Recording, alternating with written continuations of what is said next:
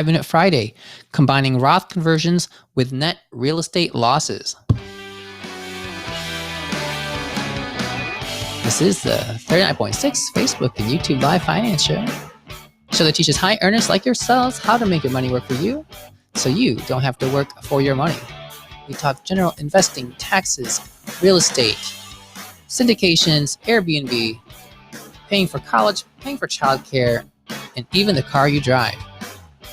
Today's question is from Vincent in our Facebook group, 39.6 Community. Please join us if you haven't already. This is a question about Roth conversion ladders. If your paper losses from real estate exceed your W-2 income and you qualify for real estate professional status, can you use the excess losses to do a Roth conversion of your pre-tax retirement accounts?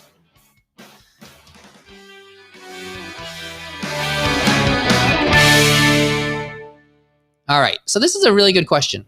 It's about optimizing the efficiency of your pre-tax and Roth buckets. You know, when you're earning money at a very high tax rate, you want to save money pre-tax so that you're not paying tax on it, with the plan that when you take it out later, because you're going to use up the lower brackets, you can take it out at a lower marginal tax rate. Okay, so you get a tax arbitrage between how much you put it in and when you pull it out. And in the meantime, it has tax-free growth. But whenever you're putting money into pre-tax, you're usually, at least as an employee, making the choice between Roth versus pre-tax. So if you're going to get the money out at the same amount that you put it in, then Roth probably is equivalent, right? But if you're getting it out cheaper, which is the expectation, you want to go pre-tax first.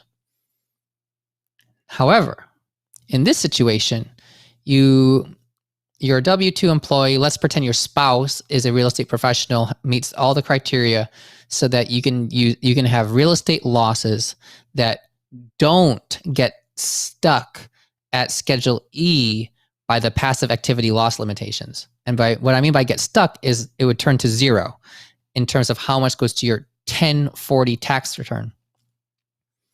I just did an episode on passive activity loss limitations. That was episode number 107 yesterday. Okay. So if you're a real estate professional, you don't have to worry about those loss limitations. You can take all the losses and whatever that negative number, that will go from Schedule E to your 1040. And it'll show up under one of the lines for income. Even though it's negative, it'll show up as income. Fantastic. So let's pretend you have $100,000 of real estate losses gets rolled over to your 1040. And let's pretend your W-2 is $50,000 of W-2 wages. So you'd have W-2 wages of $50,000 and you'd have Schedule E losses of $100,000.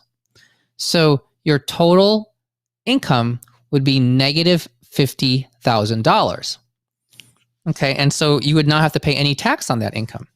But remember, there's a 0% bracket, and you always want to use the 0% bracket every year if you can.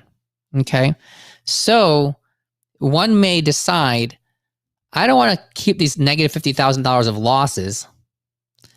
Let us artificially increase my income. Okay, so instead of the income being $50,000, let's increase the income to let's just say $125,000. Okay, how do you artificially increase it? You do a Roth conversion. A Roth conversion generates taxable income for any dollar that's converted from pre-tax to Roth, because pre-tax is pre-tax and Roth is post-tax. So if you do a Roth conversion of $75,000, okay, then your income goes up to $125,000 before you put on your Schedule E loss of $100,000. Okay, so you started at 50, you did a Roth conversion up to 125, and now we have $100,000 of real estate losses. So we're going to go back below 50 all the way down to $25,000. Well, guess what? The standard deduction is $24,800.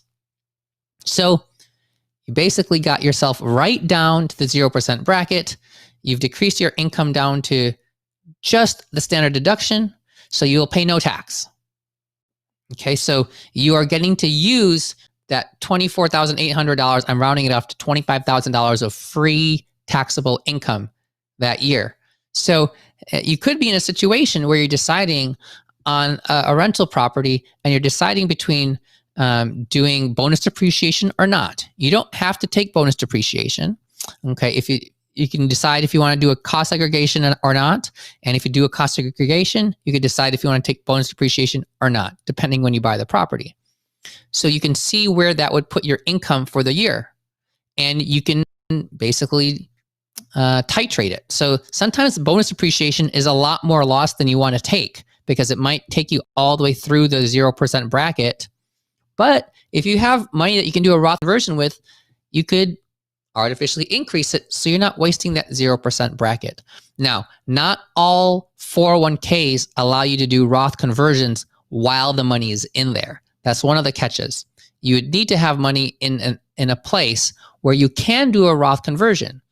So if you have it in a traditional IRA, you can do a Roth conversion of that. If you have a 401k with pre-tax money or 403b, your employer may or may not allow you to do Roth conversions of that money.